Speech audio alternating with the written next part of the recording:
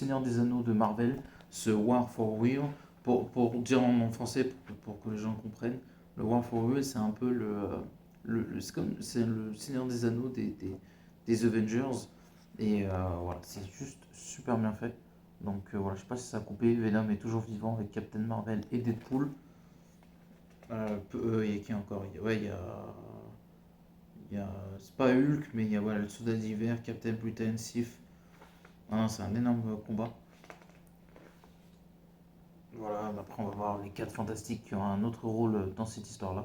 Mais c'est vraiment très bien fait. Ouais, j'aurais pas le temps, c'est assez monumental tout ce qu'il y a à raconter. Donc voilà, en fait Venom raconte ce qui s'est passé la dernière fois qu'il a affronté justement Malekith, qu'il avait justement fait un grand coup. Bah, en fait ça ne l'a pas tué. Ça lui a pas fait de cadeau, hein, mais ça l'a pas tué. Euh, Après en fait il se passe tellement de choses, c'est vrai que c'est un peu difficile à raconter ce comics. Par contre le moment qui est très très cool, euh, c'est quand voilà, Thor commence à s'énerver et commence à fracasser un peu tous les géants des glaces en mode facile, là où les autres, ben, ils ont eu du mal à tous les tuer. Et ben, Thor, lui, avec sa colère, là, il a été sans pitié avec eux et il les a pratiquement tous tués. Euh, Après, c'est long à raconter. On va avancer un petit peu. En tout cas, on voit que l'équipe du Punisher, elle avance. Et voilà, ils vont faire comme on dit dans le jargon, ils vont faire du sale. Donc ils vont dire à des gens de les rejoindre pour poursuivre leur quête.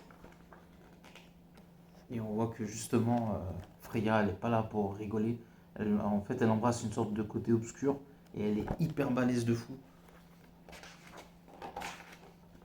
En fait, voilà, il y a un long combat aidé de Blade, de Ghost Rider et tout, qui font un combat juste monumental. Euh, On voit qu'en même temps, en parallèle, on voit le combat avec Captain, Thor, Spider-Man et Luke Cage et compagnie. Et voilà, ça donne des images assez impressionnantes parce qu'on voit toutes les équipes affronter sur différents territoires Malekith et son armée. Et c'est vraiment juste super bien fait.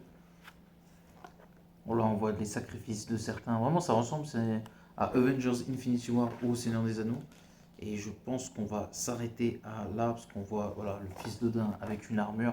Je pense que c'est bon pour s'arrêter parce que c'est un peu long et j'ai beaucoup de choses à dire sur ce comics. On va faire ça en plusieurs parties. Donc n'oubliez pas de commenter, liker la vidéo et à la prochaine. Ciao.